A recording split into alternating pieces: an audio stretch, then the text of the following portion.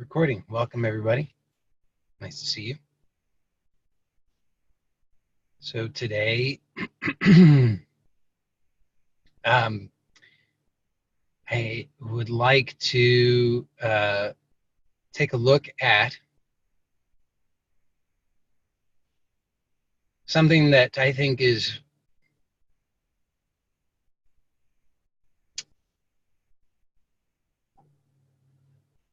well, I would say that this is perhaps one of the most significant things that we can see. I'm just going to undo a knot in my beard while I'm speaking.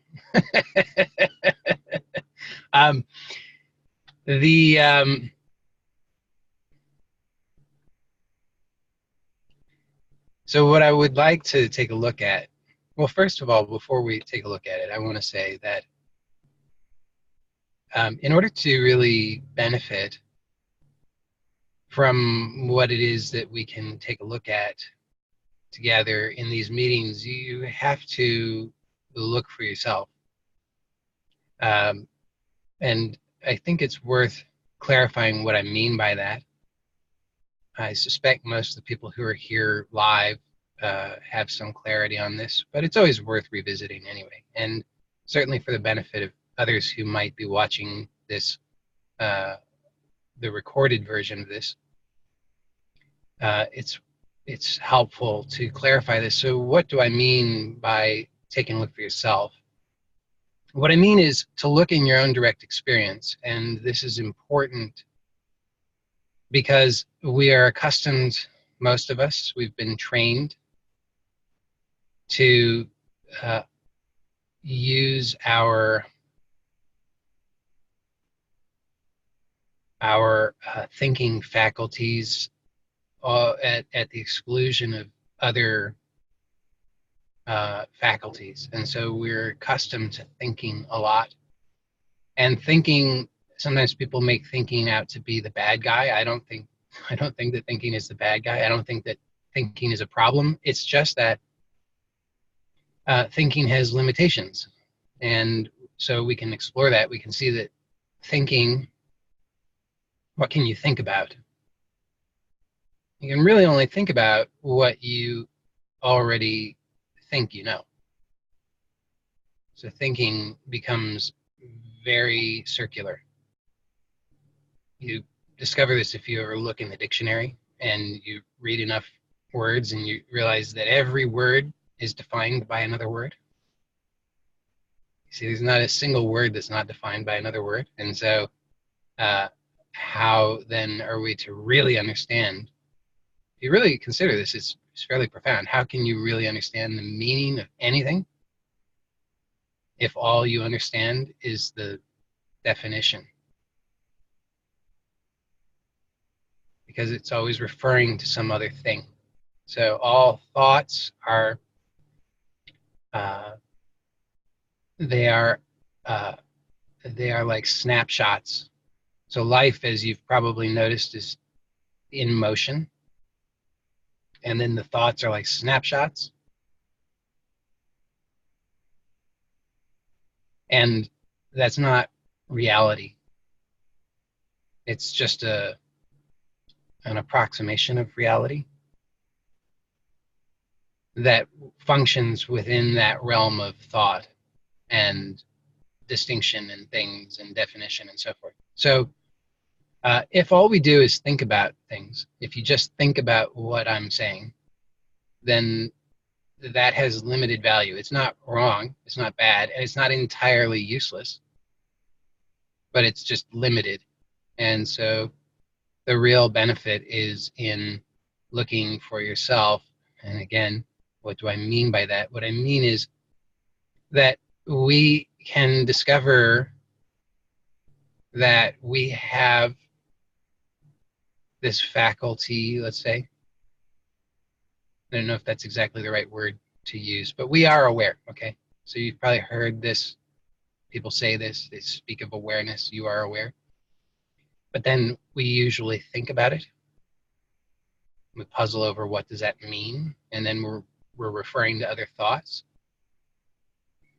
So rather than trying to define what awareness is, and rather than trying to understand it through thinking, what you can do instead is you can just notice. So this is to directly perceive that you are aware.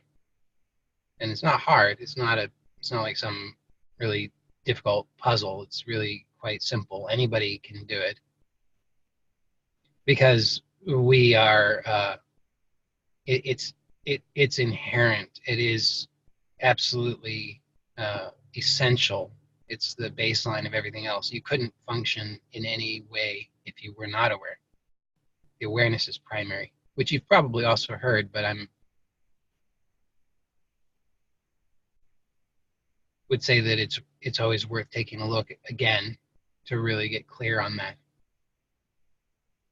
Because we're not talking about an abstract concept, we're talking about something very direct. So you are aware it's a direct thing. You directly can recognize that you are aware, and you can see that this awareness is always the case.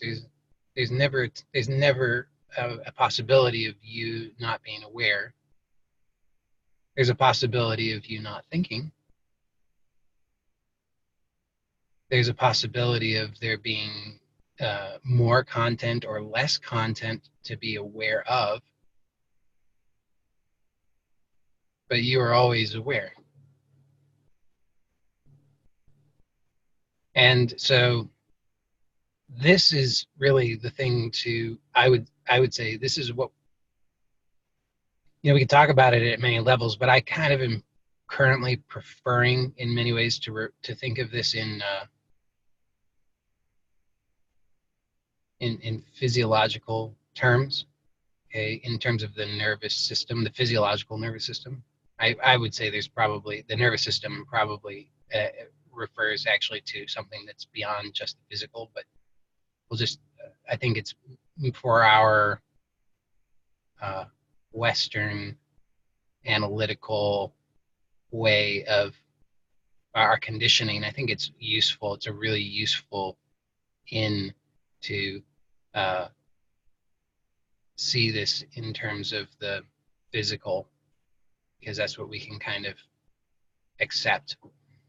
And so you can understand it this way, that so when you were born, you didn't know what anything was.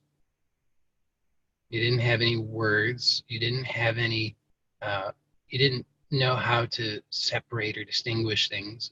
You didn't know, I mean, you had, or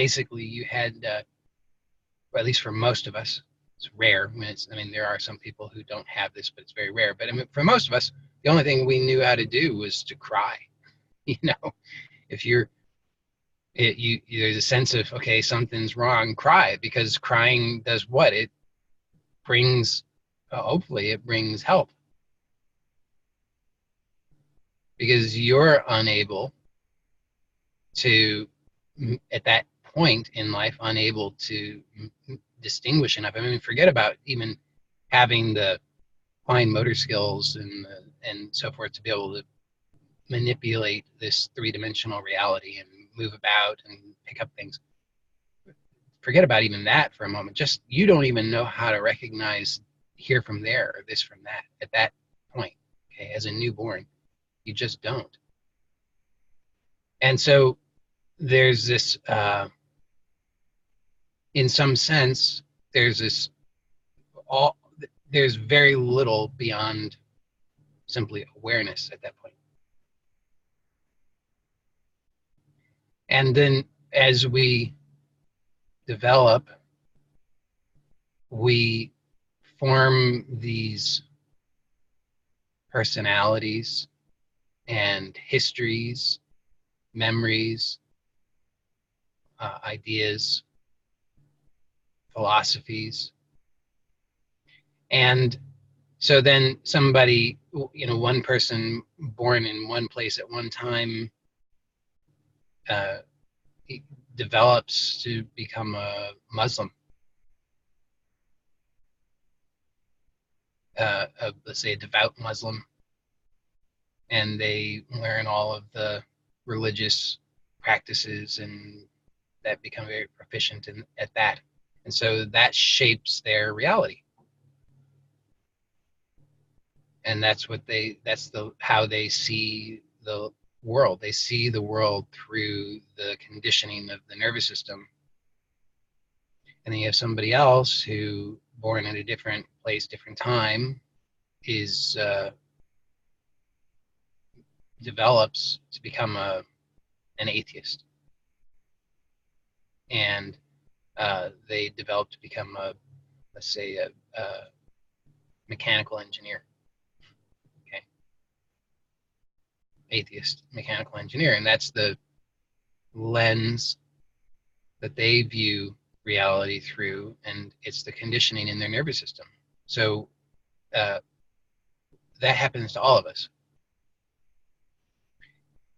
So we're having I would suggest, I think it's likely true, and it's usually useful just to be honest with ourselves about it, that there are things that we're unhappy about, we're dissatisfied with in our lives, that we perceive to be causes of suffering, or we perceive ourselves to be suffering in some way, or struggling in some way, or just not completely fulfilled, or completely happy, or completely content, not completely at peace. And so we seek out some answers, and usually the way that we do that is that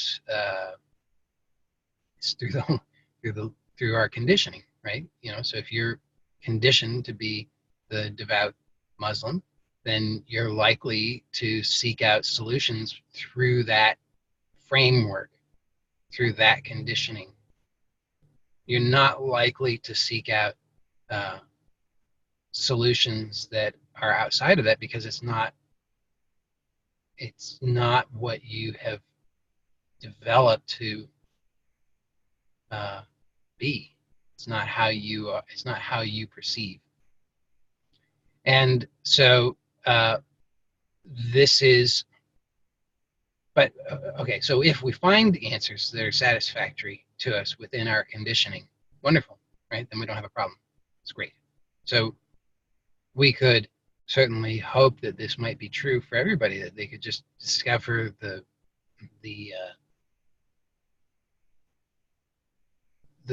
remedies for their struggles within or through their conditioning. And to some extent, that's kind of true. But we would hope, that this would be true, because I don't think anybody here, certainly I don't hope that anybody suffers. My sincere hope for everybody everywhere is that everybody can know fulfillment and know peace, know contentment, know happiness. That's my sincere desire. And I assume that that's the heartfelt desire for most people. But then we can look and see, well, okay, that doesn't seem to have worked out so far adequately for me, right? Like there's something that hasn't quite worked out totally satisfactorily for me, trying to find the solutions through my conditioning. And so this is all a long-winded way of saying that if we continue to try and find the solutions through our conditioning, and we haven't found, we're however old we are, 40, 50, 60, 70, however many years, then we have to say, okay, well, how likely is it, given that I've been seeking for the answers through my conditioning and haven't yet discovered them, how likely is it? And furthermore, do I really have the stomach for it? Do I really want to do that? Because it's just miserable. Let's be honest about it. Like the seeking for the answers, there's a certain stage of it where there's the excitement of this is going to work, and then eventually you just become clear it's not, and there's a kind of it becomes a burden, becomes really unpleasant. So what I'm proposing is that we have, okay, well, so let me, I'll come back to that. But let me give just a slightly similar but slightly different example. Okay, so uh, this person has a stroke, okay, and this person loses some functions that they had gained through their life. And so due to the stroke, a certain part of the brain has that part of the brain was damaged, and whatever the conditioning in that part of the brain was lost. Now, if so, we could imagine it's like a tree that branches out, okay, and so you've got this branch here within the nervous system where this is the branch for controlling the left side of the face. Let's say this is the branch that was utilized habitually whole life. This is the branch that was used, and so the habit is try to use that to control the left side of the face. But now all of a sudden these branches have been pruned because that's what happened in the stroke. So you can keep going down that path, but it doesn't turn out to be so fruitful. So what can we do? Well, now the research into neuroplasticity reveals that it's possible to regain lost functions after a stroke. But how are you going to do that? Not by beating your head against the wall, the same wall over and over and over, going down the same dead-end alley. It's just not the way to do it. So you want to start out from fresh.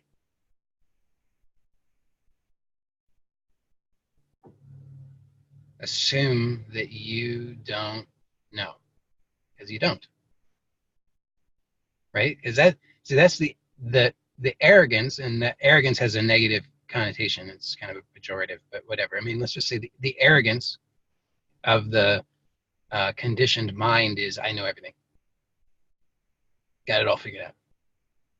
And that's a useful function, right? Because you don't want once you've learned how to walk, you don't, that arrogance helps you from having to go back and relearn how to walk every time you want to walk. Because it's just the arrogance says, I know how to walk. Great. If you know how to walk skillfully, efficiently, in a way that works for you, awesome. Then that arrogance serves you very well. The problem is, if you don't know how to walk efficiently, if the way that you have learned to walk is actually so inefficient that it's burdensome for you, or in the case of somebody who's suffered a stroke, if that pathway is now a dead end, then that arrogance doesn't serve anymore. So this is where humility and surrender, which we hear about as spiritual concepts, they actually have practical application in terms of the conditioning in the nervous system. We can see, okay, I've been resting on my laurels here, and that served me to a point, but now I have to be really honest and tell the truth. It's not actually serving me sufficiently because I'm unhappy. So now I'm going to be willing to be humble and surrender, because just for selfish reasons. I want to learn to walk again. I want to learn to use the left side of my face. I want to learn how to use these latent capacities that I hadn't developed skillfully. And this can apply to anything. You see, this can apply to happiness, fulfillment, contentment, peace, abundance. This can apply to anything. And so the thing to recognize is that we have a certain, we have to, okay, so we have arrogance. We're blind to that arrogance for good reason, because it's part of the functioning of the human. It allows us to function at higher and higher levels to a point. But then my perception of it is this, that in order to, it's, I'm going to do one more little jump over here, and then I'll try to tie it together. Okay, so you've probably heard me say this before as well, but it's really relevant. So when we go through our day, the day-night cycle, okay, we go through our day, at least for those of us who sleep at night, and what happens? We're having all of this experience, this gross level experience. Okay, so all this experience is happening, and it's just sort of getting, the nervous system is doing its best to filter it and make sense of it and do stuff with it. So we call it learning, right? In the best, in the best of circumstances, we call it learning. Okay, so we're learning, ideally, hopefully. We're learning throughout the day, having all this gross level experience. And then what happens? We get tired. Well, why do we get tired? It's an interesting question. Why do we get tired? Why don't we just keep going? And there are, of course, we hear these fantastical stories.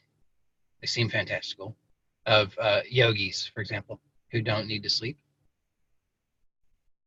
I think, oh, that's just science fiction. That's not real. Well, actually, it turns out there's actually a basis for this. Okay, why? Because why do we need to sleep? Well, we need to sleep because it's like garbage collection. There's so much that's been learned inefficiently that now we've got a whole bunch of extra bits that now is kind of burdening us because we're not functioning at high efficiency. So we sleep, and as we sleep, what's happening is the nervous system is processing. It's distilling to the essence, the learning, discarding, ideally, what is no longer needed. You could think of it as like it's like distillation, okay? It's like distillation. It's also, in some sense, it's like composting, because it's breaking everything down into its finest parts. And then it's just selecting just those parts that are essential, wiping the rest clean. So then we're light. We're not burdened and heavy by all this unnecessary stuff. So why is this relevant to the larger conversation? I say conversation, that's very nice of me to say that. It's a monologue, let's be honest about it. But the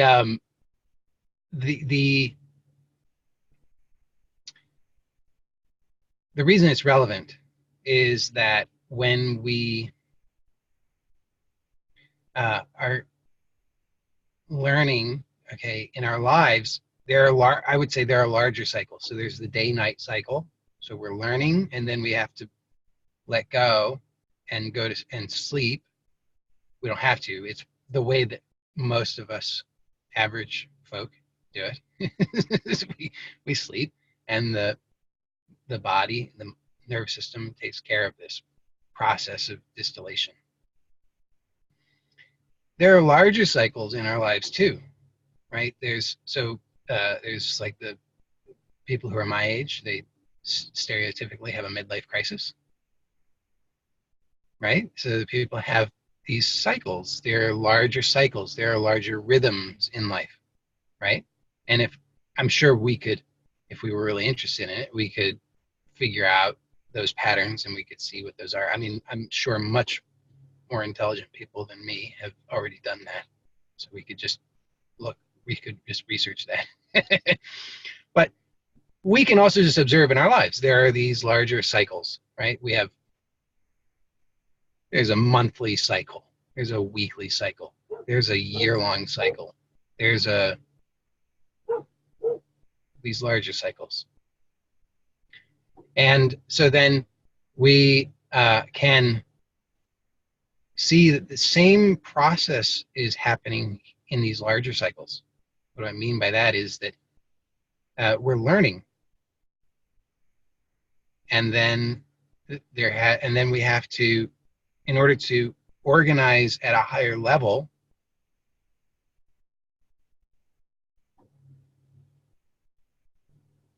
we have to go through this process of distillation, of garbage collection.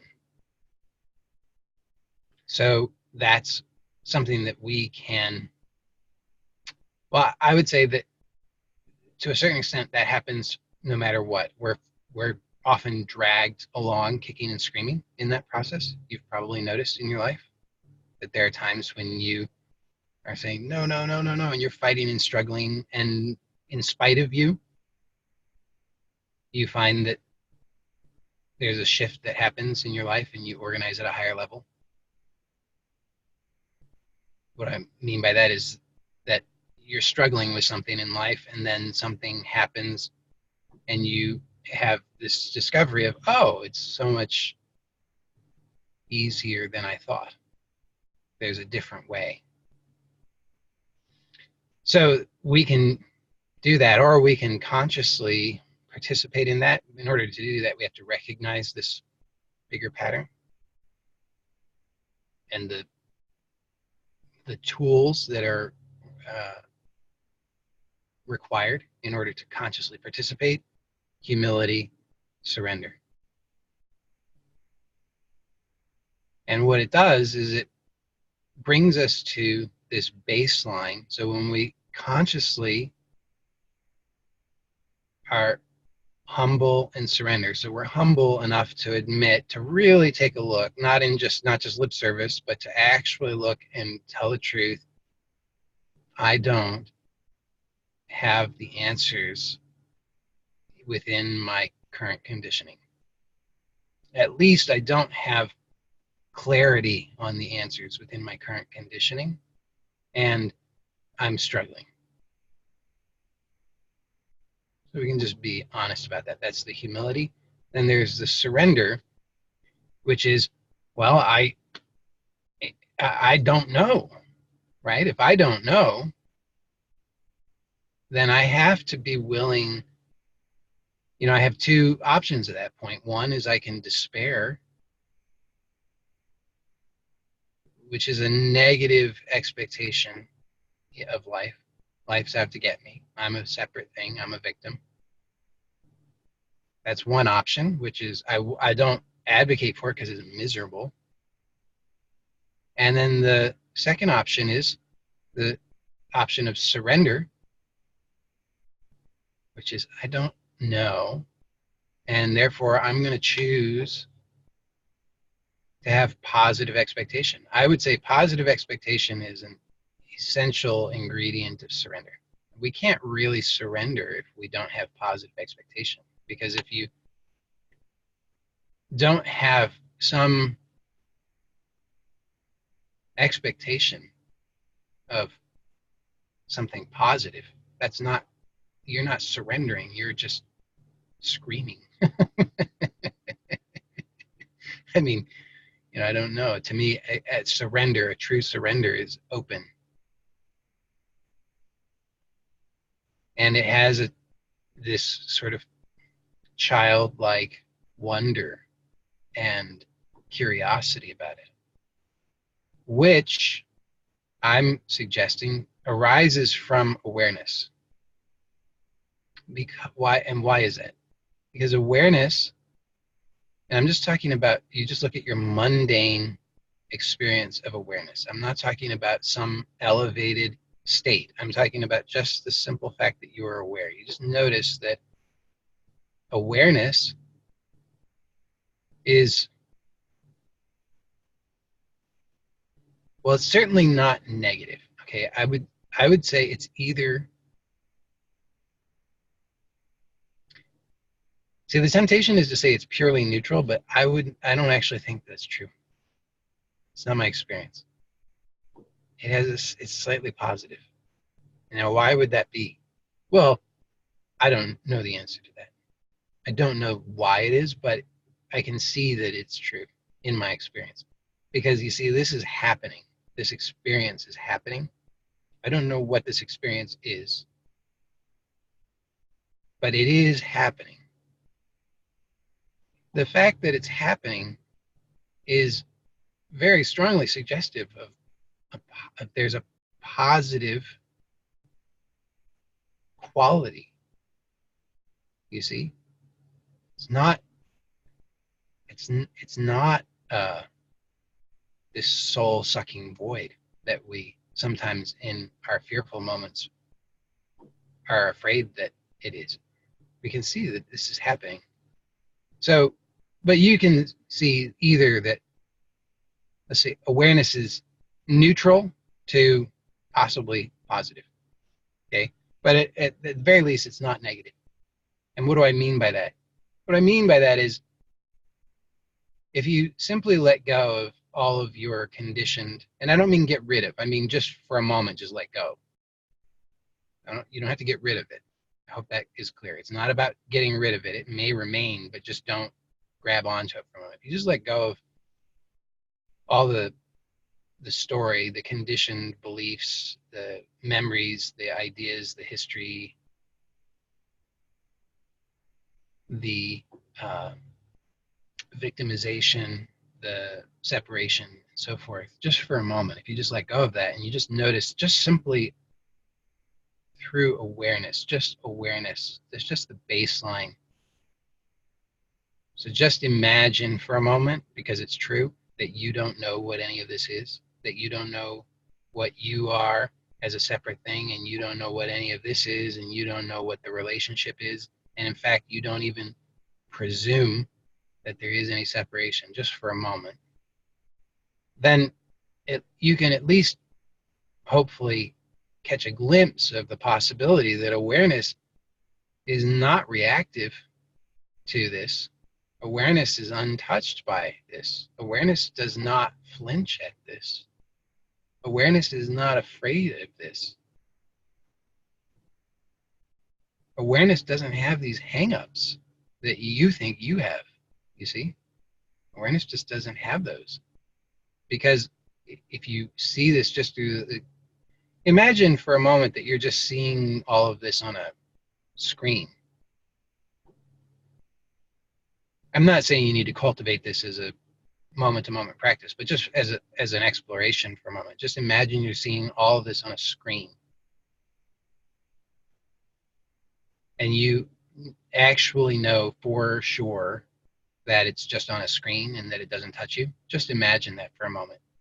Is there anything that happens on this screen that you're concerned about, that you're fearful of, that you're reactive to?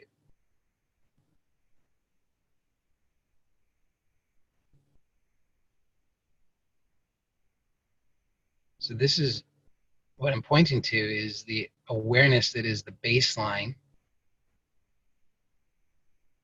And when we cultivate this skill of returning to this baseline, what it does, this is my experience at least, is, well, I'll say it's my experience. It's also, I don't think I need to deny this either. I mean, it's both my experience and it's what many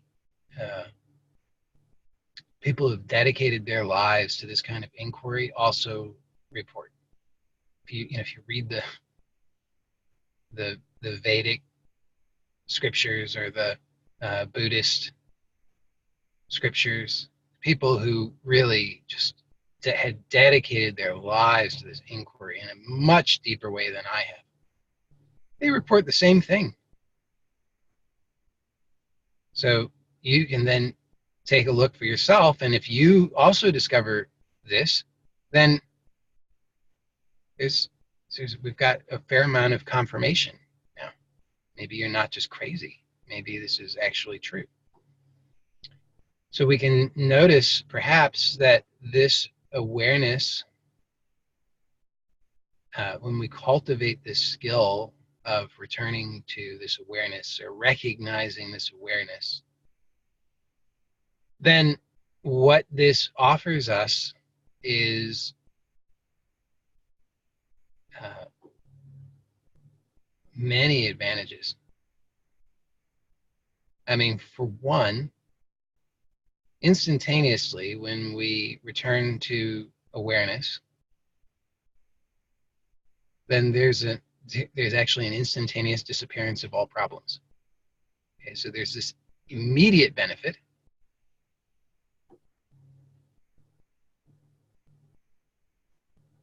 And then there's also a benefit for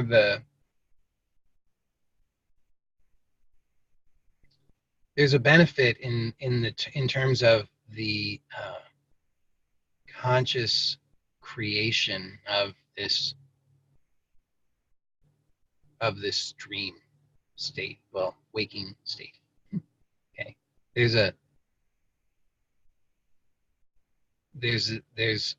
and why is that? Because we're coming back to the baseline from which all of this is constructed. So I'm not denying, and when I say it's that this waking state is like a dream, I'm not saying that it's not real. A dream is real,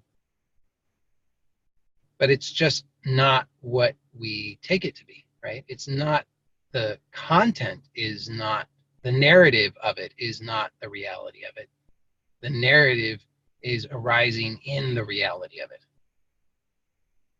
The narrative is, the substance of the narrative itself is the reality, but the reality is not defined by the narrative.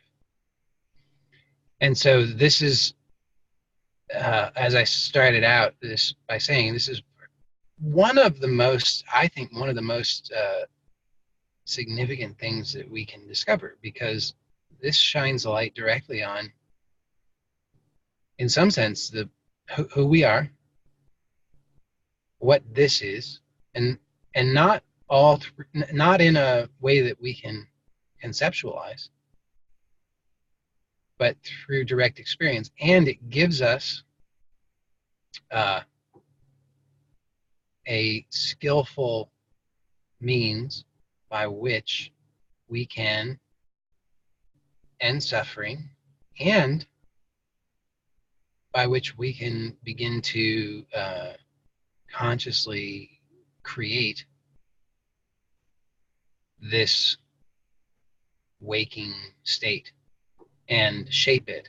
And so again, back to, as I said, we can really, we could broaden the context of this conversation to, I mean, I kind of did that by talking about awareness, but we'll bring it back in to just looking at it through the context of I got a message there from somebody saying, what do I mean by the narrative? I mean the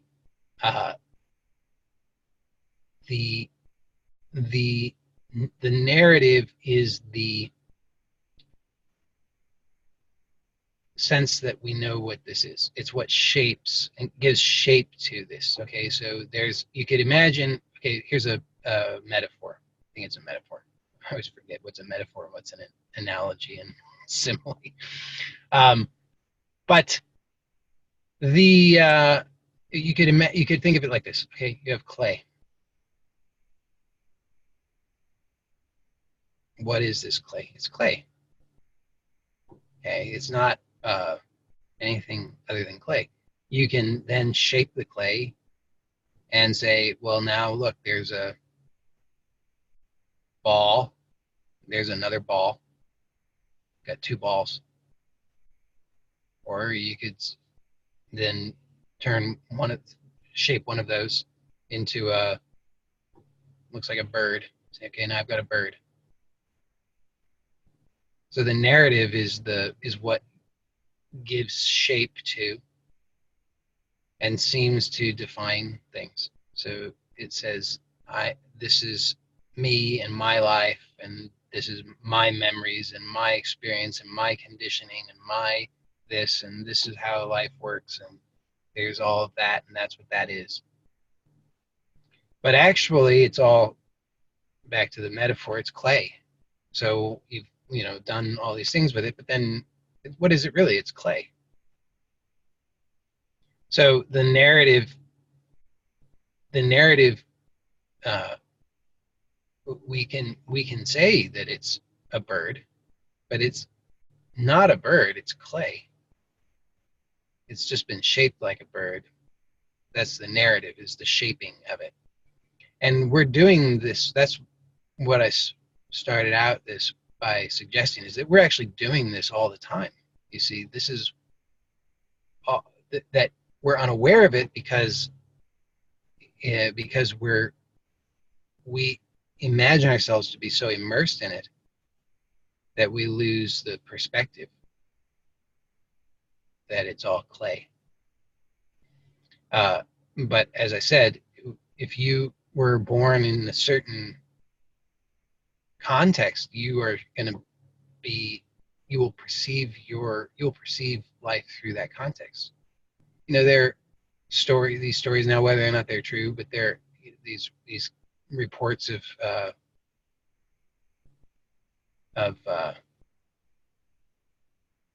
children who were raised by wild animals. Now, whether or not this is true, I don't know. But there certainly are reports of this. And whether or not it's true, it doesn't matter, because it sparks something in our imagination, and we can see the truth of it.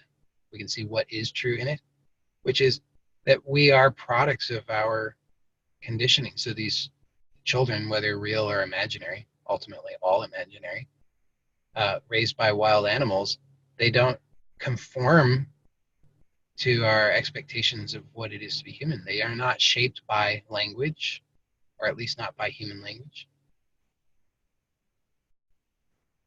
They're not shaped by human culture. So you think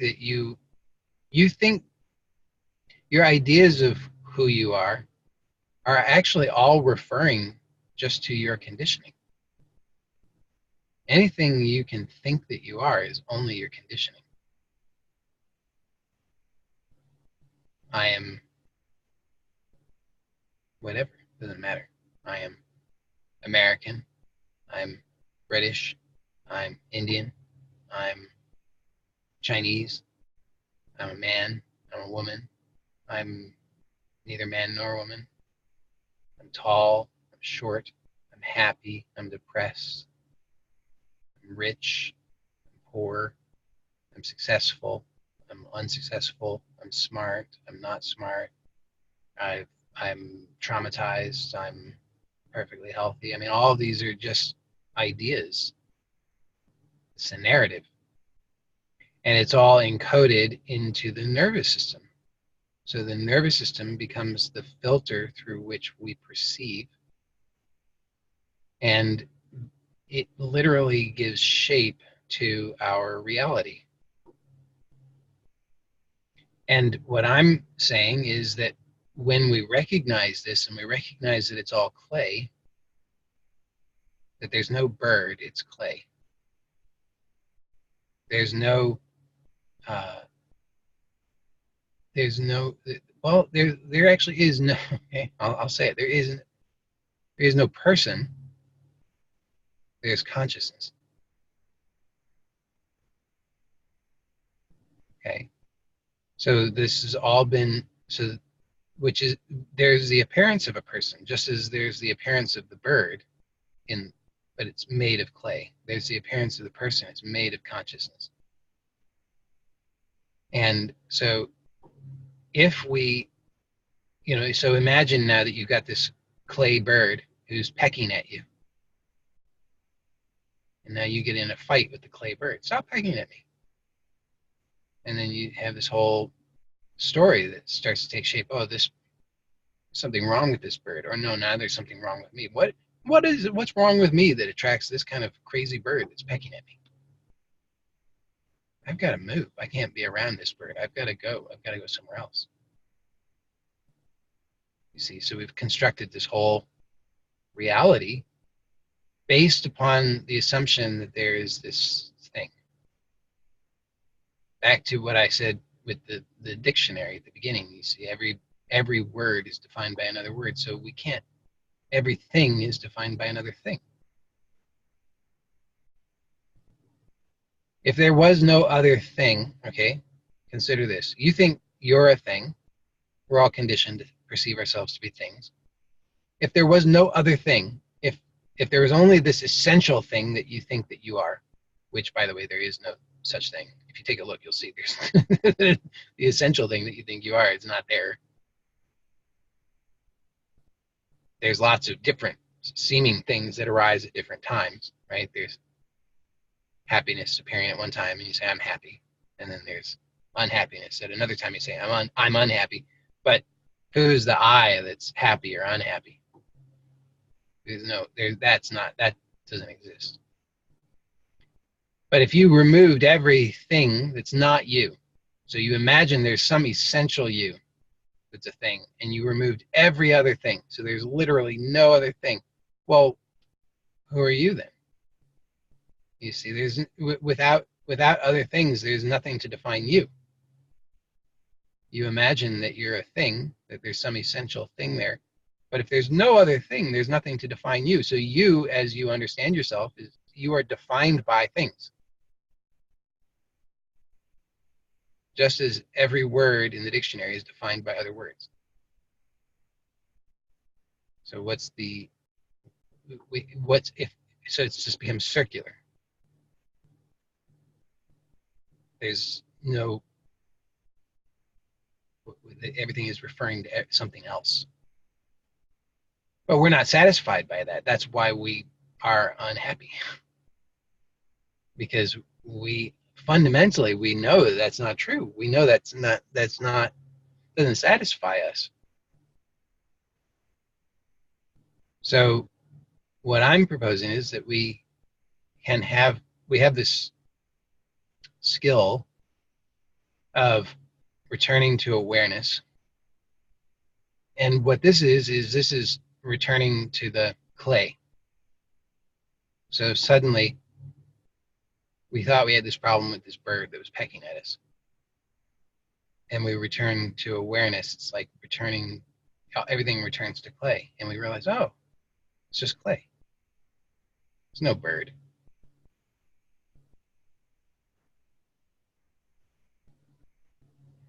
So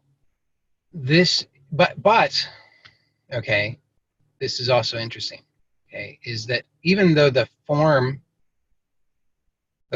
dissolves, okay, it's latent within the clay, you see? How can there be a bird unless it's latent within the clay? It's obviously it's not a bird. I want to be clear about that. It's clay. But the form of the bird, the idea of the bird, is latent within consciousness. Sorry, can you repeat the example of the bird? What is it? So what I'm pointing to is that, okay, that there's the substance, which is the clay. Yeah. And then we form something out of the clay, out of the substance. And we imagine that thing has some separate existence, that there's now this separate thing there. We say it's a bird. But there is no bird, there's clay. But at the same time, there is bird. It's just not our idea of bird, you see? And what I'm saying is that whatever that is, and that's a great mystery, but whatever that is, it exists in its latent sense within consciousness. And so there is, I would say,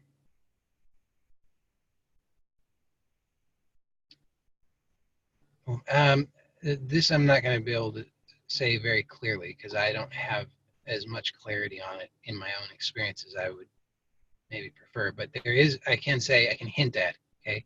that there is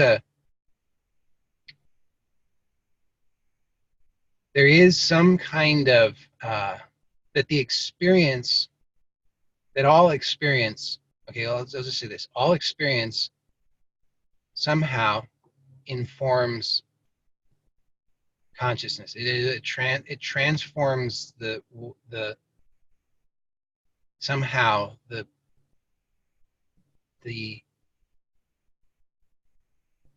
it's not strictly the potential, but there's something between potential and the actual expression of. There's like a tendency, okay? We could say there's a tendency.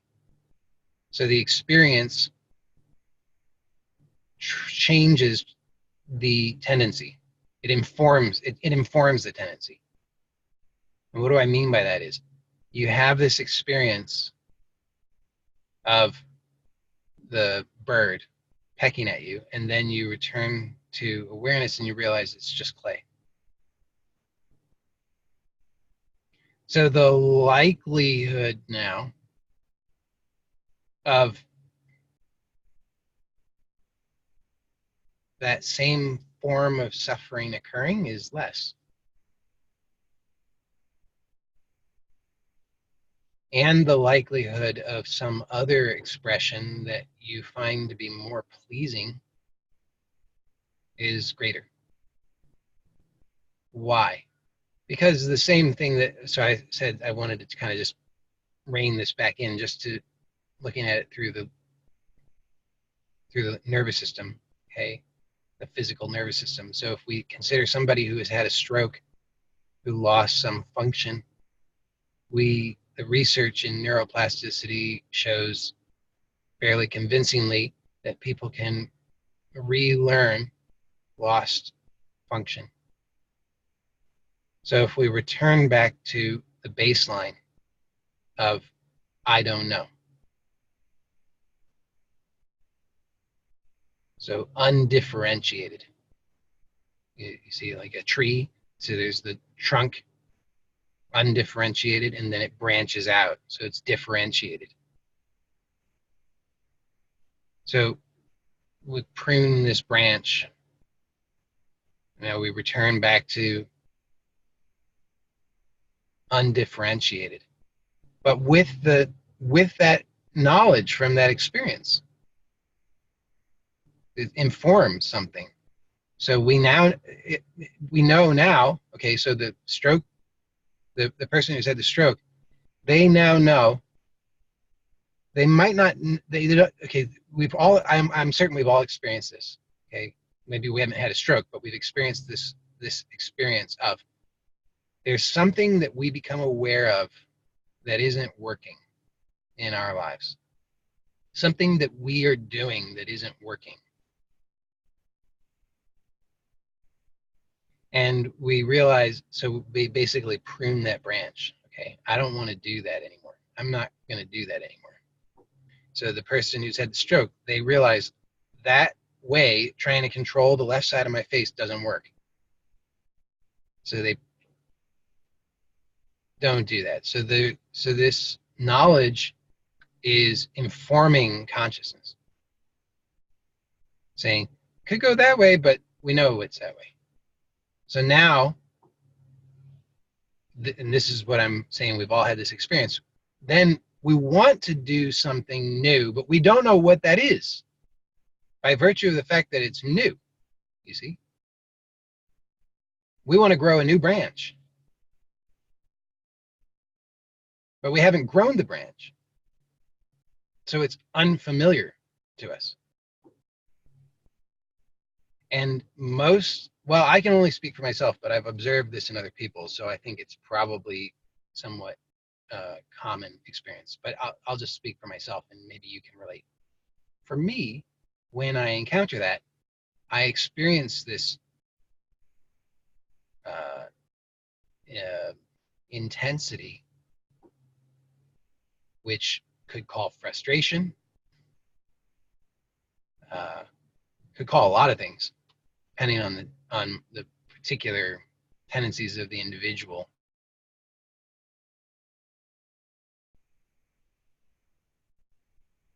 And but it's this growth process. It's newness. So we come to the undifferentiated baseline. So if we're just talking about the nervous system, we have to come back to, I don't know how to do this thing. I want to know, I want to control the left side of my face. I don't know how to do that. So how does one go from I don't know how to I'm able to do it? You have to grow the new branch.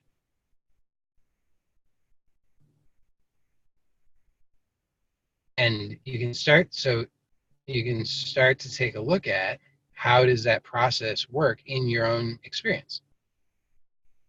And I think this is very informative, because when we familiarize ourselves with this, we can stop interpreting our experience through the lens of pathology, and we can start to actually understand what it is that's going on, and we can start to function from choice. I have a desire. You see, if we come back to this, we have to get clarity and humility. Okay, so I'm beating my head against the wall, trying to do this thing. It's not working. Come back to undifferentiated. I don't know. Just let it all. Imagine it's like watery clay, and so just let it all settle, even out, undifferentiated. Let your experience become like that. Let your perception be like that, so that you stop. There are all of these tendencies, like, I'm going to do this, I'm going to do that, but that's all based on the old conditioning. You want something new, so just rest in the undifferentiated, which is, I'm suggesting that's just awareness. Then you start to see there's this gestation occurring, because you have this authentic desire, whatever that is.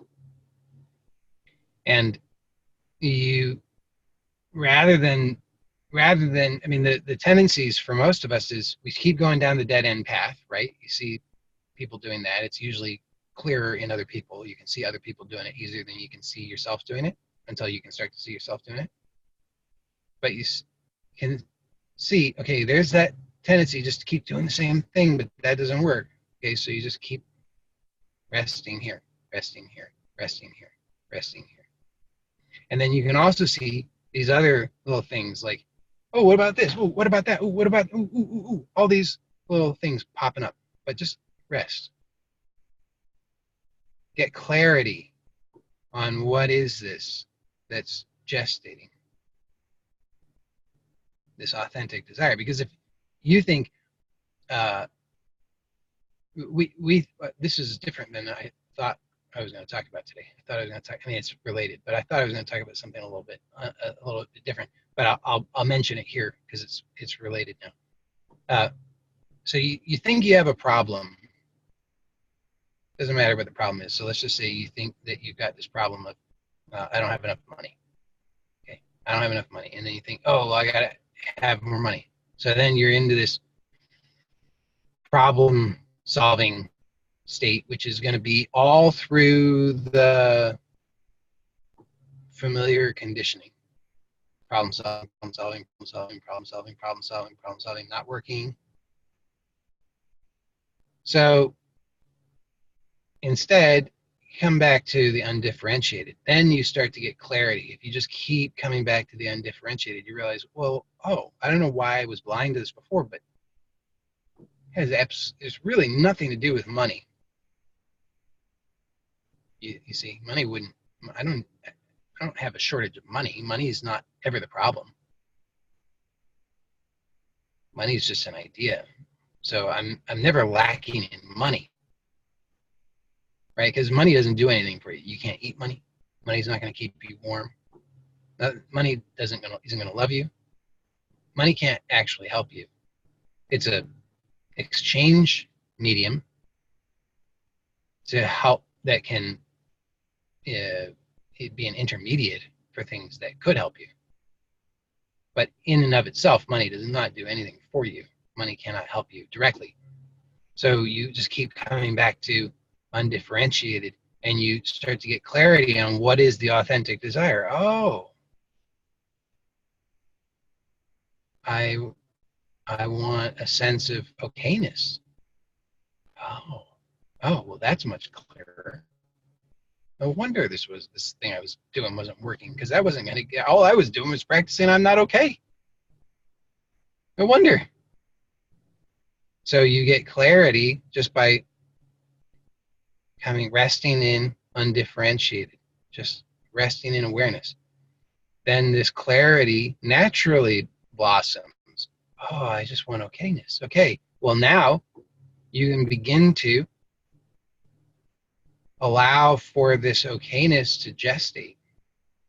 You just keep coming to awareness, just resting in awareness, because you'll see that all these tendencies to, oh, do this, oh, do that, but that's all the energy going all these different directions. But no, you want to nurture this, because you've gotten clarity. This is the thing that I was beating my head against the wall about.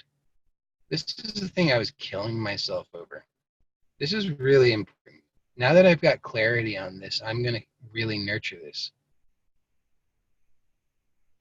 So you want to really be giving all of the nurturance and energy to this, allowing it to gestate. And as it does, the clarity of it continues to blossom, and then suddenly comes into expression, like the branch sprouting. So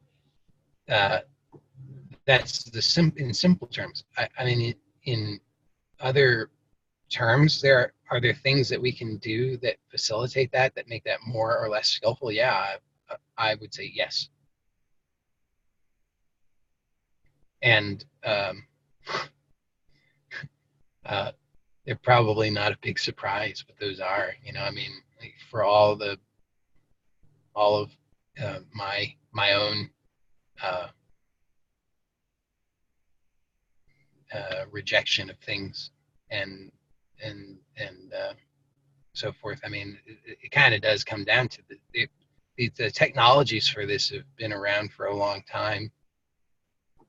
It's just that they've often been distorted in some ways. But if we really bring them, just kind of strip away the unnecessary stuff and just bring it to the essentials, we could say that in a general sense, meditation is one of those technologies. But there are many different flavors of meditation.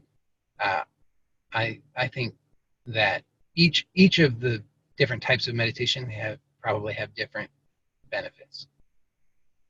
They probably have subtly, or sometimes not so subtly, different benefits, and so they're probably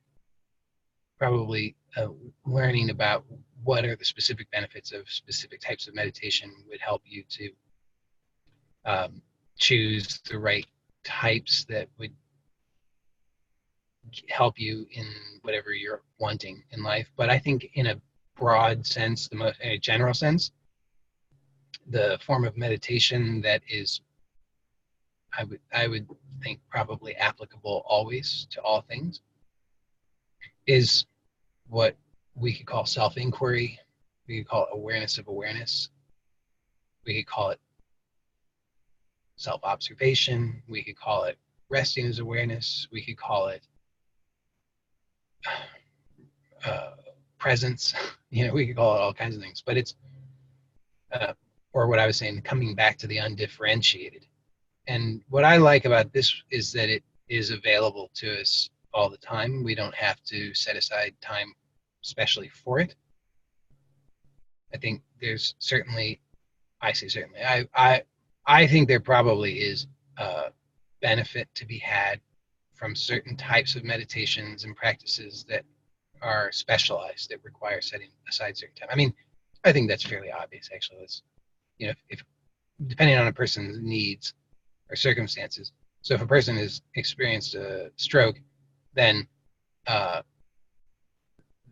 they want to regain certain functionality, I'm almost certain that there are types of meditation that involve visualization, like certain qigong meditations and so forth, that would be extremely powerful for that. So, and those are things that require a certain amount of setting aside some time. But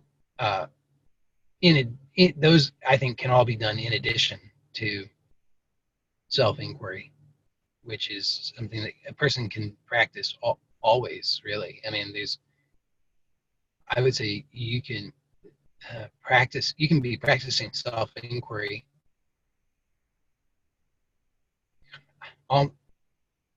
the only time I could say maybe it would be more challenging, not maybe, it would almost certainly be more challenging, is if you're simultaneously trying to study for a mechanical engineering test, something that uses a lot of very intense analytical thinking functions. But other than that, you can be doing self-inquiry while you're walking, talking, eating, while you're having most conversations, because all it requires is just awareness of awareness. It's not it's not in conflict with anything else. And I would say it's not even in conflict with studying for a mechanical engineering test. I think it would just be more challenging for most of us.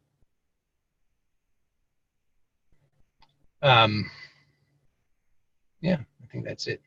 That's all I got for today. So the usual caveat being that I'm recording this. It's going to go on YouTube. So if you speak, you will be in the recording. But if anybody has anything they'd like to say or ask other than talking about sports, I don't even know who played in the Super Bowl. Just that's how little I care about sports. I don't even know the teams, but I do know that it's American football, but I don't even know the teams. Nor do I know who won, obviously, because I don't know the teams. I do know that football involves throwing a football.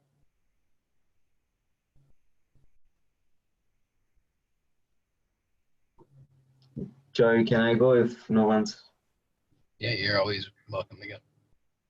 I want to ask you about sound sensitivity. I know we talked about it like probably a month ago or whatever.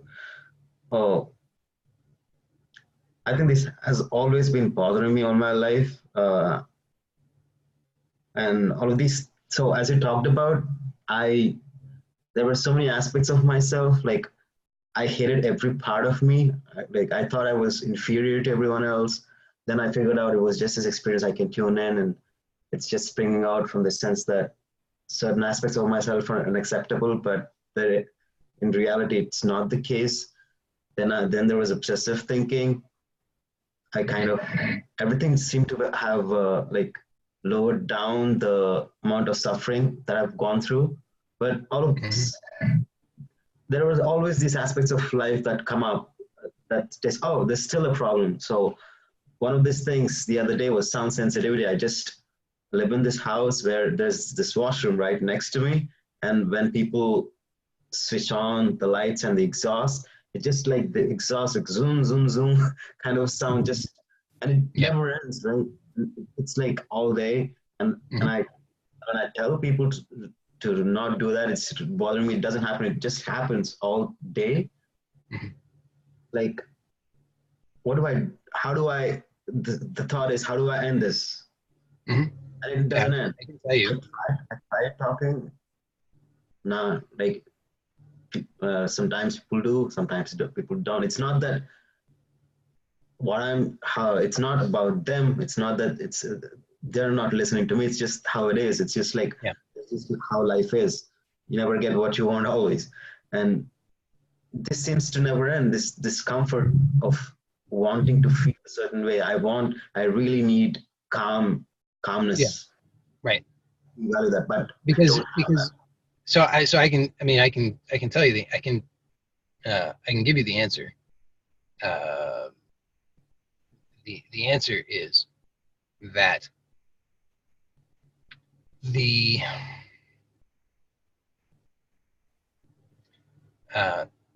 the answer is definitely, well, if you observe what you've been doing, you can see exactly what makes it worse. I know. Okay, and so then you know the remedy is to stop doing what you've been doing. And I can tell you what you've been doing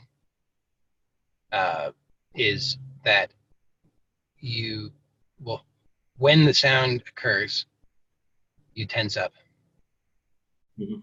and then you I don't know if you've gotten to this point yet, but if you continue with it, what will happen is you'll begin to tense in anticipation that the sound might occur, and Yeah. you'll start to become constantly vigilant and afraid the sound is happening or is about to happen. And so the answer is to choose to, well, okay, the simple answer is choose to release the tension. And the slightly more complex answer is that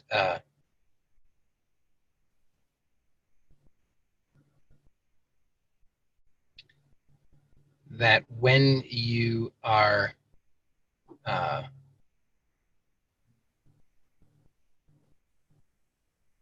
okay, so I mean, you've already kind of given, you already, in what you said, you already stated this, but I'll restate it to you so that it's clear, is that this is an expression of the same conditioning that has expressed in many other ways in your life, which is based upon the sense that there's something wrong with you, something wrong with your experience. And so uh, when the sound occurs, and you'll start to see this if you observe in your experience. You'll see that when the sound occurs, you are tensing up because it's a reaction in which you're trying to manage your feelings, because you perceive, and this is happening at a subconscious level, but it will become conscious as you observe it. You'll see that you uh, judge the experience as unacceptable, and it almost certainly has to do with I mean, in the simplest sense, I guess it's possible that this could be, and there's plausible explanations for how it could be from uh, uh, generations before you, but more often it's just from within your own lifetime, usually from childhood, when you had certain feelings, you expressed those feelings. Somebody else didn't like the way you expressed it, and they let you know in a way that you found to be so unpleasant that you then uh, tried to stop feeling those feelings. Hmm. So you then judge. You have this judgment that those feelings are unacceptable. The feelings are not unacceptable, though. The feelings are just feelings, and in fact, the more that you try to, uh, the more you reject those feelings, the more that it builds up, and then the more reactions like the sound sensitivity will occur. So the way to, so the answer is to stop, well, the answer is to observe. It's always just to observe, and as you observe, you'll see that you're doing the tension, and then you'll see clearly that the tension is unpleasant, and then you can choose to explore not doing the tension. It's important that you don't try not to tense up, because then you'll just be tensing not to tense.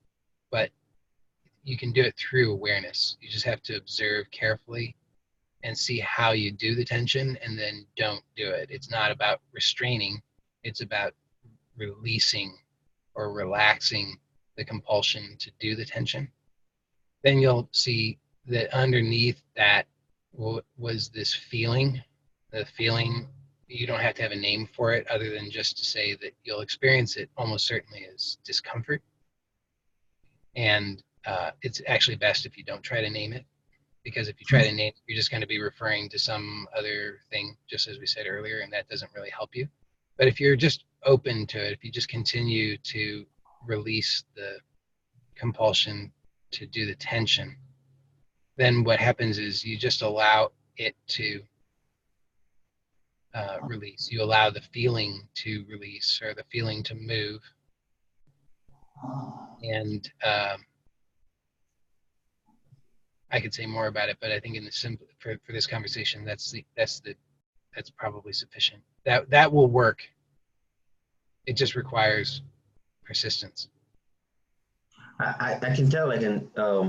Yeah, I've seen. I think it's not too different than any. Everything is. It's just pointing towards awareness. It's just like, Yeah. see how you're doing, and just it's the same. And the funny thing is, like, this hasn't changed. I've always been this way right from childhood. Yeah. We think that we've grown older, but like the child reacts. I react the same way a 5-year-old react, but Yeah. in a way Well, that the same way you reacted as a 5-year-old. Yeah. And that's true. And by the way, that's you will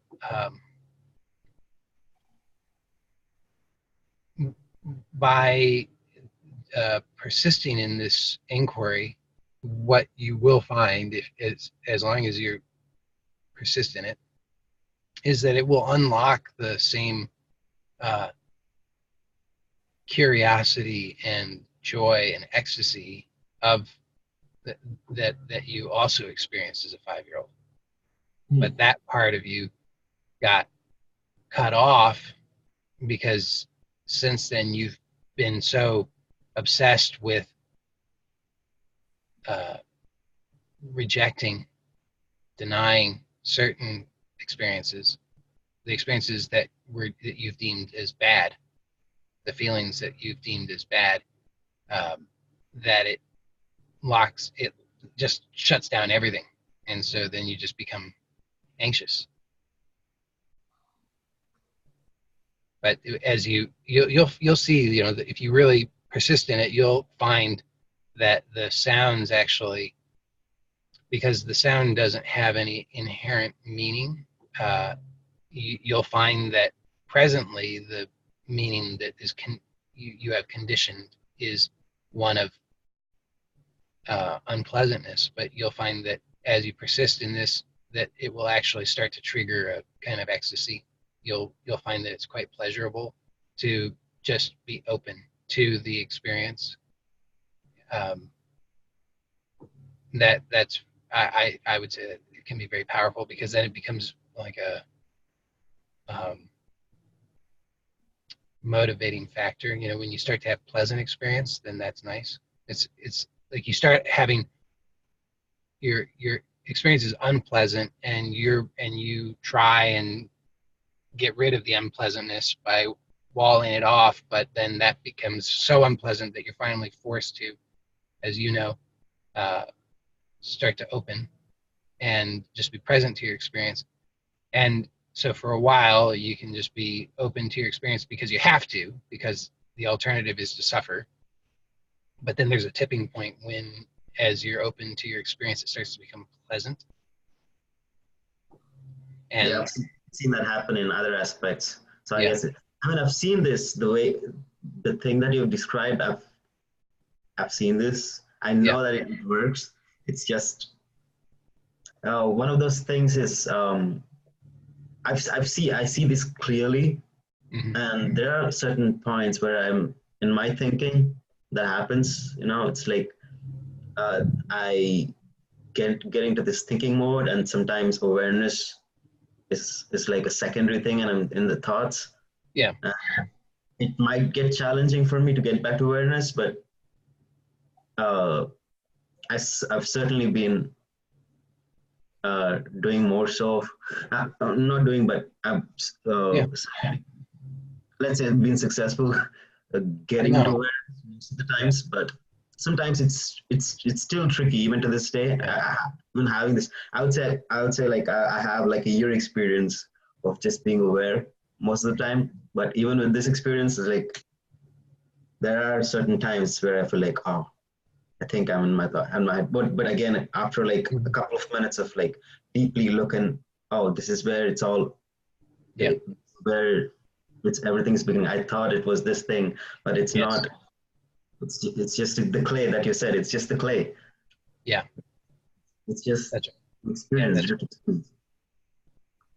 I thought this was this thing that's gonna destroy or hurt me, or yeah. it's not an object. It's just part of me. Why don't I just let it stay here? Right. This Yeah. Yeah. That's very clear. it's when I look at it that way, it's compassion. It's giving compassion to myself. It's giving love Yeah. to the thing that I always try to like. You shouldn't be here. Unconsciously, I was doing this Yeah. to myself, but I'm like every single time I look at it that way, I'm like that compassion really shines. I feel it in my body. Like, oh my God, this is what I need. I don't need I don't need any like. I remember talking to you about like I have no friends. I have nothing else. I have no else. I'm gonna kill myself. But Mhm. actually, when I look at life this way, this is what I actually need, a compassion for myself. Like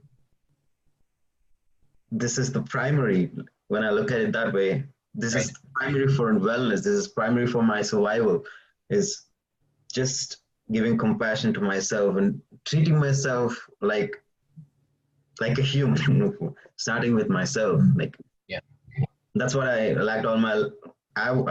It's just I was lacking it because of yeah, pushing aspects of myself. But when I see it, it was just innocence. Yeah. That's how probably I was through traumas. Thought this wasn't acceptable. I was told I was acceptable. I was not enough. But when I look, all of these aspects, just when I integrate, just being more compassionate and being more kind to myself, and that's what I actually need. That's my primary desire. That's my purpose. When That's I right. look at it that way, like I don't know. Like I thought I have to get a job that I'm really passionate about. I have to find a lover, and like all of these things really. I don't think all of these things need to happen for me to be okay. Like Yeah. primary need is to be compassionate to myself. Yeah. Um, I'm going through this one more thing that I feel like I need some uh, maybe at this age I feel like the sex drive is on off the roof. I've never experienced anything like this. Hmm. When that happens, I tend to do stuff that's I'm not doing it. I'm just in the thought, but I feel like I have to do something about it all the time, Yeah. and this happens to be like the primary focus of my life. Hmm. With if you were to do it again, if you were to be a 24-year-old again, how do you deal with this? I don't know. I just give thanks that I'm not 24.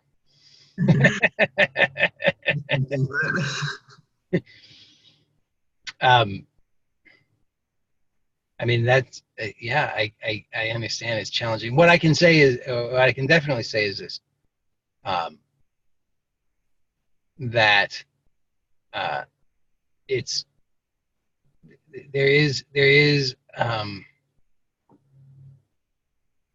there are some people who view uh, sexual desire as a negative thing, and then they suggest trying to suppress it. And I would say that's only going to be disastrous. So uh, I would recommend don't have a don't. You can take a look at what negative views, negative beliefs, negative conditioning you have around sexuality, and and inquire into those and get clarity to see that, so that you're not conflicted within yourself and fighting with yourself about that. And then I would say that you can, I don't know, I don't have a, if you ask an interesting question, if I could give myself at 24 some advice, what would it be? And I'd have to consider that, because I'm just like, I'm grateful that I'm not 24. Yeah, just it isn't helping my situation, Joey. It will pass. You give it like 15 years. Oh my god. All the craziness going on, because I've never really experienced. I would consider myself a late boomer, something, but I've never experienced anything like this until now. So it's been crazy, but at the same time, I feel like missing out. I see people having sex, and I feel like that should happen for me, and it ain't happening that often, and people are at this age are just enjoying their lives, Mm-hmm. hooking up all the time, and I feel like that's a lot of that I can give you advice on, which is just you can be honest with yourself about that and see that you you can see that wouldn't give you what you think it would give you. Well, all you want is happiness, and that wouldn't actually give you happiness. You know that's true. So then, this is good. I would say practice for life, because this happens a lot. If it's not, it's always gonna be something. There's always gonna be something that at every age that you're gonna think, oh, if only this, if only that, if oh, everybody else is doing this, if only I had that, I would be happy. Whatever. The more honest you can be with yourself, and then get clarity on, just as I was saying earlier, what it is that you really want. So just rest as awareness, recognize what you really want, and then allow that to blossom from within you. I mean, in some sense, that that sexual energy is a creative force, and if you want, what is it? So what is the, so sexual energy is, at its most basic animalistic sense, it is has a purpose of, you can say, dual purpose. One is to create a baby, and the other is to create a familial context in which to raise the baby, right? So it's like so the sexual energy clearly has this purpose of procreation, keep the species going, and also to can work against you in this way sometimes too. But to bond you with somebody, so that you're having this family in which to raise the baby. So what is it, though, that for you, what does that satisfy for you? I mean, forget about now, so it has that purpose in terms of like the species, but what does it serve for you? Well, you want happiness, you want connection. So does having sex give you necessarily happiness and connection? No. Mhm. Can sex be a vehicle of expression of happiness and connection? Sure. Yeah, of course. but you don't want to put the cart before the horse. So if you want, you got to get clarity on what it is that you're really wanting. If you really want connection and happiness, then cultivate that. Cultivate connection and happiness within yourself, and then you, regardless of whether you're expressing that sexually or not, you're clear on what it is that you want, and you're cultivating that within yourself, which gives you deeper satisfaction. Yeah. And again, I'm not an advocate of viewing sexuality in a negative way. I don't think that's healthy. So I'm not suggesting that you shouldn't express that happiness and connection sexually. I'm just saying that if you really take a look, you'll see that that sex in and of itself would not actually give you what you want. I mean, it would for all of 5 seconds. So you realize that that's not what you want. Because it's just the void. It's just the void that tells me that I gotta attain that to be okay. But it's, when I look at it, it's just like it is. It's just a void, and I don't have to look for sex as a solution for that. One aspect is sex. Maybe in 10 years it might be money. Yeah, like I said, it will always be something. Yeah. Right now, I see my void as like, oh, I got to do this to be okay. Right. Yeah. Yeah. That's all the questions I have for now. Okay. Thanks.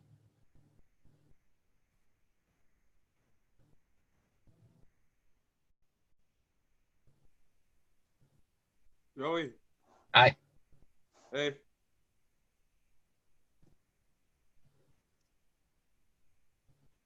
I have I had an experience on this Saturday that I want to share. Would that be okay? Probably, unless it's not for some reason. Okay. Well, it was a religious experience. And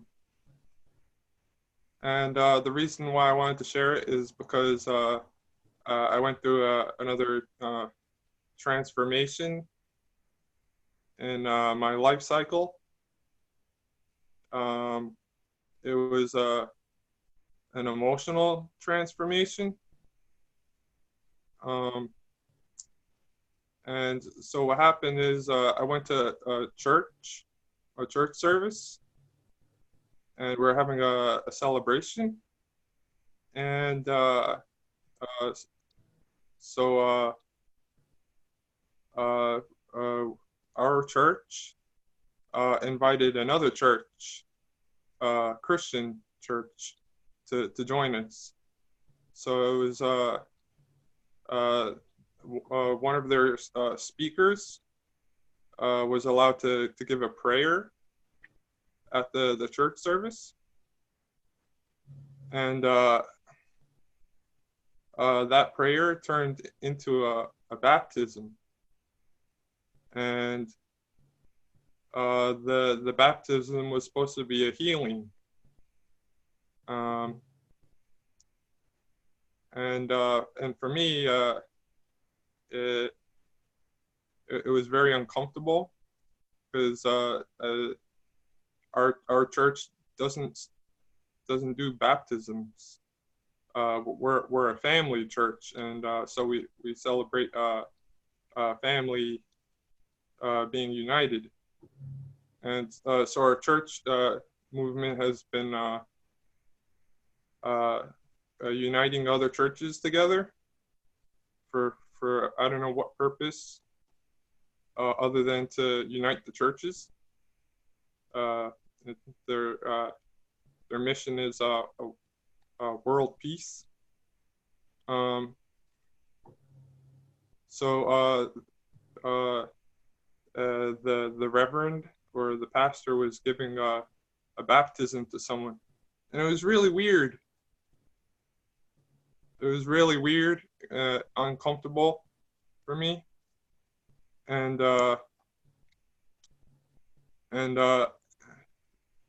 so I had to decide what I was going to do about this, because it was inappropriate and it was uncomfortable, and I thought it would be over in like 5 minutes, and it didn't. It wasn't over. It went on for like 10 minutes, and then 15 minutes, and so this power inside me was growing. It was a spiritual intuition mixed with a great deal of fear. The fear was really intense, and because I had no expression for that fear, I'm just sitting and watching, and the baptism was really scaring me, because it looked like someone was being murdered. Like it looked like someone was actually being I felt like I was watching someone being murdered or something. And so I was like, all right, what am I gonna do? Should I just get up and go out? Should I just leave? I could leave. I'm free to leave. And so I left. I left the service, and the pastor of our church, he said thank you. I don't know why. And I talked to someone else, and we both agreed that this was very inappropriate. And so I went to the cafeteria and just sat there very quietly, and it gave me a chance to organize my thoughts around this rage. Like, what is this energy that I find so uncomfortable? What is it? And I don't know what it is, and it's incredibly disturbing. And so I was lucky enough for other members of our church, that pastor came to me, and he could sense the disturbance. He didn't know what it was, but he was curious, and I wanted to express it. And so I told him exactly how I feel, like that. I felt very violated, because that church to me was to me my birthright, or something I feel is very precious, I need to protect. And so I built all these ideas around what this church means to me. It's the way I connect with my mother. It's the reason I was born. So it made me question, what is my real relationship with God? And is that relationship actually exist? And to me, it did exist, because why else would I be having these feelings? And I questioned whether those feelings was hatred, or was it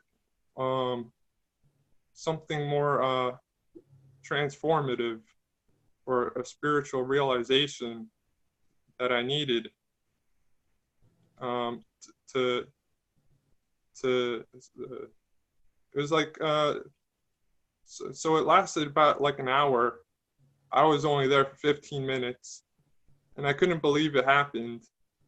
And so the pastor that I spoke to heard what I had to say. I said it very clearly to him, and I didn't know what to make of the experience. And all I could do was use what I learned in these talks and videos to help myself to find perspective. And so what I really wanted, though, was to talk about it. So the whole day, rest of the day, I'm thinking about it, and I never really came to a satisfying conclusion. But it was there was something positive, and I don't know what that positive thing was, even though my mind was telling me how negative it was. Oh, they weren't supposed to be there. They have a different belief about Christianity, and they were our guests. Why are they doing their ritual there? It was an exorcism. They were doing an exorcism in our church, and it was the weirdest thing. And it made me so upset. And you know, I started to believe that, you know, my purpose in the church was to protect the ideas that were founded in that church. And instead of rejecting the religion the way I have when I was a teenager, I rejected the religion because it said, oh no, you can't have sex. Oh, dating is wrong. This and that. A whole bunch of beliefs that weren't really beneficial to me. Wasn't didn't really mean anything to me. And but now it meant something to me. What was because this is what my parents wanted, and so it was almost like I had to protect that, and my mission was to protect it or something. And so it was really beautiful how it all played out. And I thought, like, oh, I really want to tell this to Joey. I think Joey would like to hear about this, you know, like to see how I can shift in and out of this illusion about myself.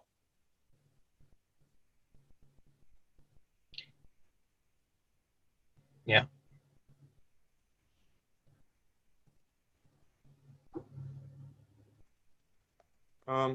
So I don't really know what my question is, but you know, I really wanted to share that experience. And you know, so you know, when you were talking today, I'm thinking, how is what he's talking about related exactly to what I'm talking about, which is this experience. How does my conditioning relate to the present moment right now? Like, all right, I have an idea of this past experience that I've had, which I consider was both enlightenment, and it was a disturbing experience. It was really weird, disturbing, and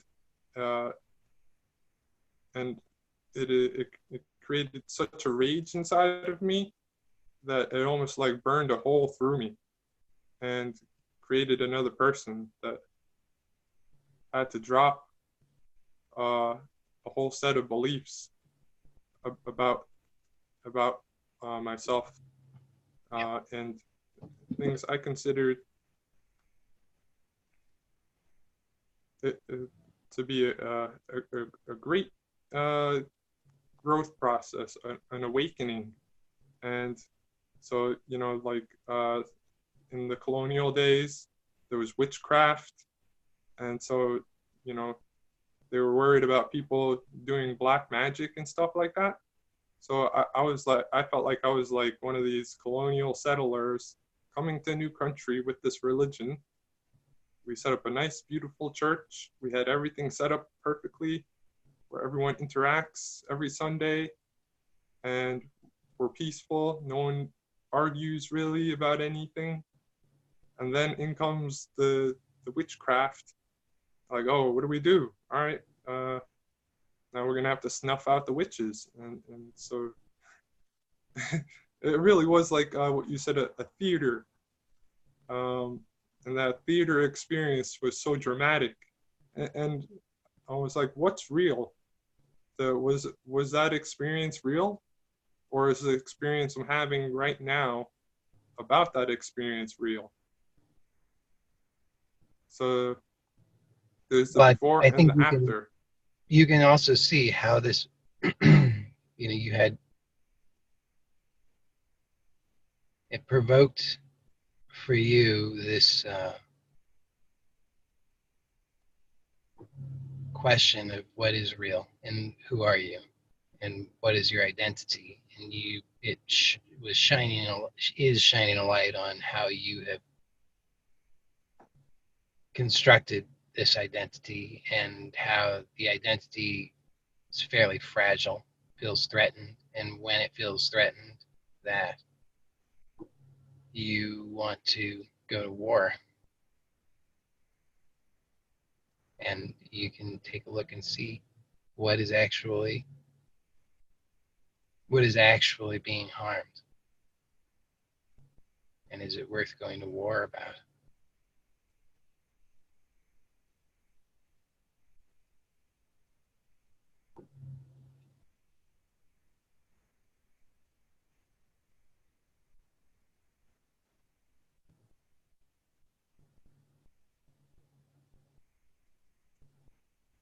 So the question is, what does it mean for me? What was the last question? Is What it was worth the final going to thought? war? Is it worth going to war over? Was it horrible? No, What'd you is say? it worth going to war?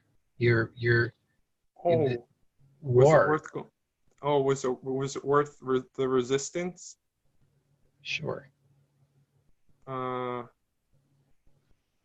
That's a good question.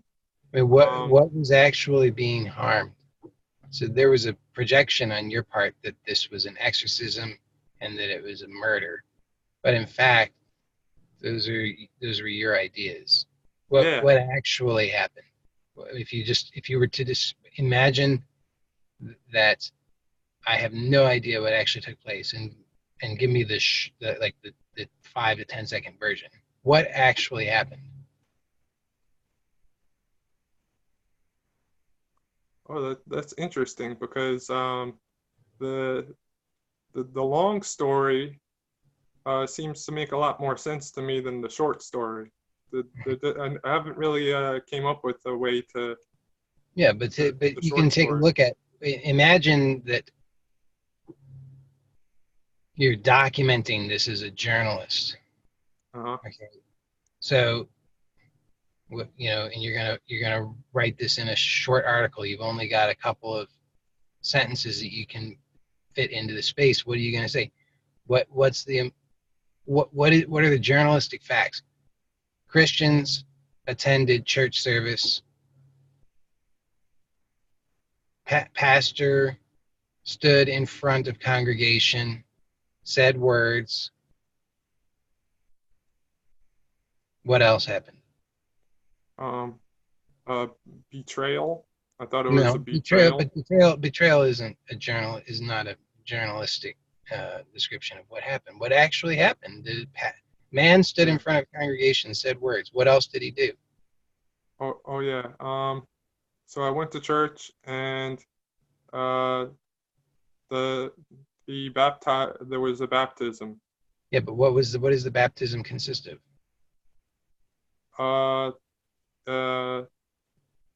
The one pastor baptized another pastor in front of our congregation and proceeded to baptize other members of our church.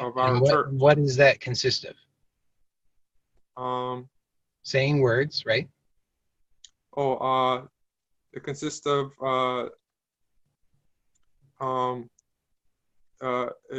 it's supposed to be a healing, I guess. It was supposed to be a healing. But those are stated intentions. I'm saying what actually observably happened. He said words.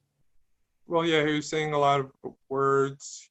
He spoke another language, an unknown language. Right. So he made some sounds, and what else? Stabbed somebody. And slit somebody's throat. The other pastor was supposed to receive the baptism, and so he's nodding his head, receiving the baptism, and he's supposed to fall backward and have a vision. Okay, so but what actually happened, as far as you can determine, is that there was one man standing in front of the congregation who invited other people to voluntarily come forward so that he could say some words, and then the people who came forward could, of their own volition, choose to fall backward. And were any of them injured? No. Okay. Um, So there, what there was, was what else happened? basically what happened was, I guess from the point of view, what happened in the church service, was that people were being baptized. Mhm. But what was actually happened was I was sitting there not accepting what Right. was happening. Yeah. And that's my point. But if you see what actually happened was some people made some noises, some people voluntarily fell backward and were not injured. Hmm. That was it. Right. I'm guessing what was actually happening was my emotional reaction to it, was what really bothered me was Of my course. and I felt trapped. Well, So I'm yeah, guessing my feelings became the experience. of It course. was how I felt, my thoughts, and I felt that I was trapped in this scene and that I Yeah, couldn't get out unless I walked away. And right. once I walked away, I was free and I could pray Mhm. and I could make sense of it Yeah, without the anger, or with the anger was still there, yeah, but I was no longer. I didn't feel trapped anymore. Once yeah. I left the service, Mhm. I didn't feel trapped anymore. Right. And I mean, the interesting thing is that it offered it. So a baptism. I mean, the traditionally, right? I mean, in the biblical sense, uh, people were washed in. They were dunked in the river and basically washed of their conditioning. Okay, born anew. And this sounds like was actually what was offered to you. That you were shown your conditioning, you were shown your reactivity, and you were offered the possibility to surrender this and to see what's actually here. Because the conditioning is that there's there, as I often say, that you're a victim and the living in a hostile universe. So that when you have that conditioning and that conditioning is activated, then and you're sitting in a room with some other people, then you're going to perceive that there's all kinds of things happening that aren't happening, because what was actually happening was some sounds were being made and some people voluntarily fell backward, and that was it.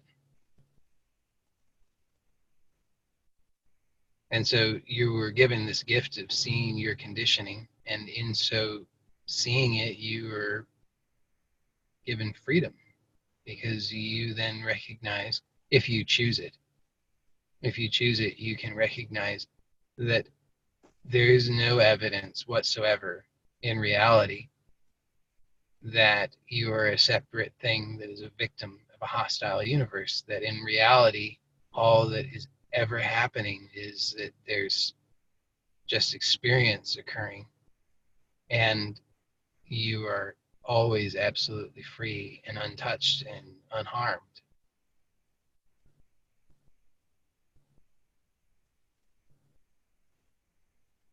yeah, I could definitely see that. I could definitely see how powerful my imagination was at that moment.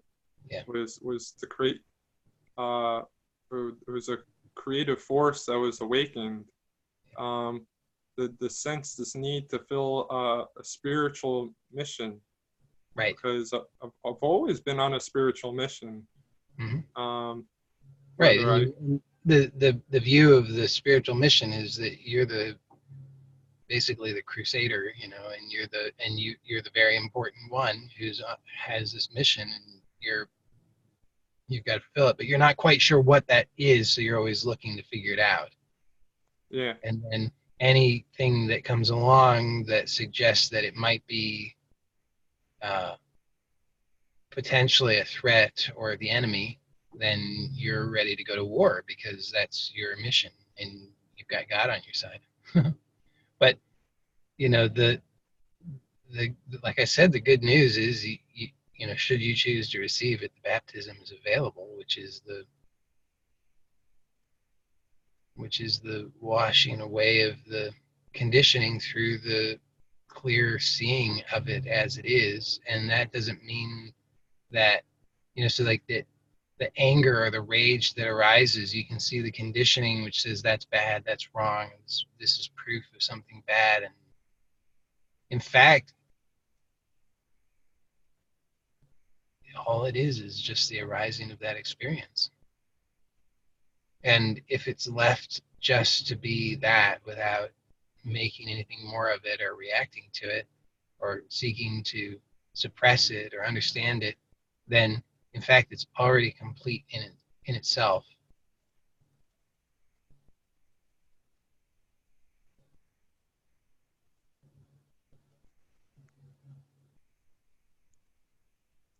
What do you mean by that?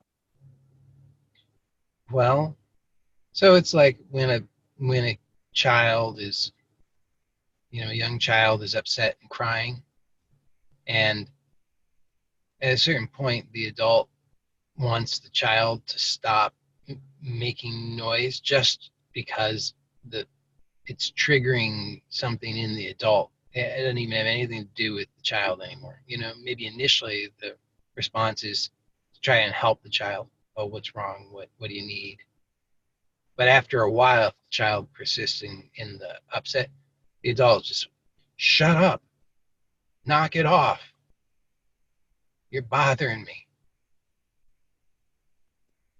So we learn that there are certain things, certain experiences that we can have, certain feelings that are unacceptable. And so then we suppress them.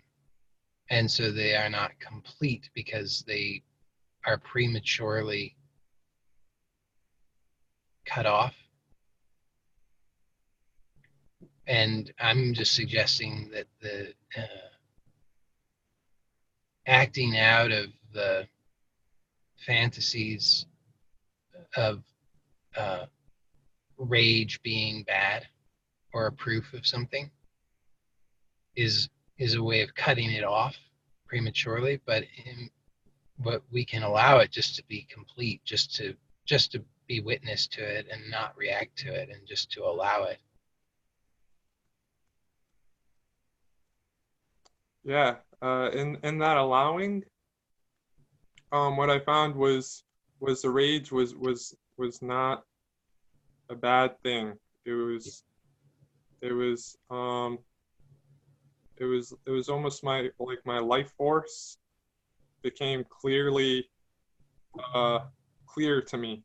Yeah. That I'm a living being. Right. And it was kind of cool. You know, it was kind of awesome that I had this power, and that I didn't need to use it to fight or anything. I didn't have to ridicule anybody or judge anybody. I said, all right, this is my power. Let me take this power and bring it with me. And so it's really ironic how the baptism of another person, which I saw as criminal, actually activated a baptism in me. Right. And so I was able to use that clarity throughout the day. I thought about it and thought about it, but there was always a returning there was space in between these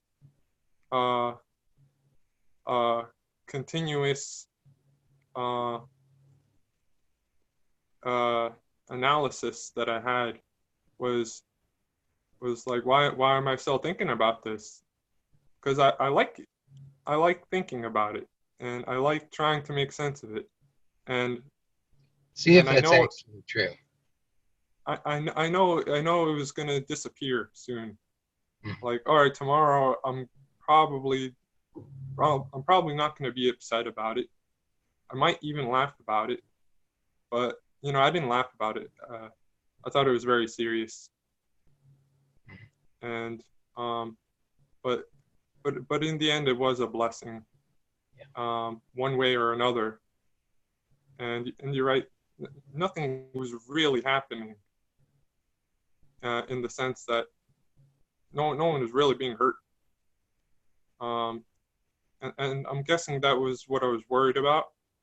I was most afraid is, my religion was being attacked. The peace that we worked so hard to create was being threatened. And so, I went online to go do some research on the church. And I'm reading all these things about the church. All right, started in early 20th century by this guy. And I'm like, all right, here we go.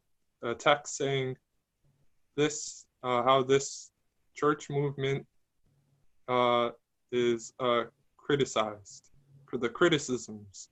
Yeah. Like, that's what I was sort of passing through all the other stuff. Like, all right, let me find some things I can criticize this church. I want them to be the enemy.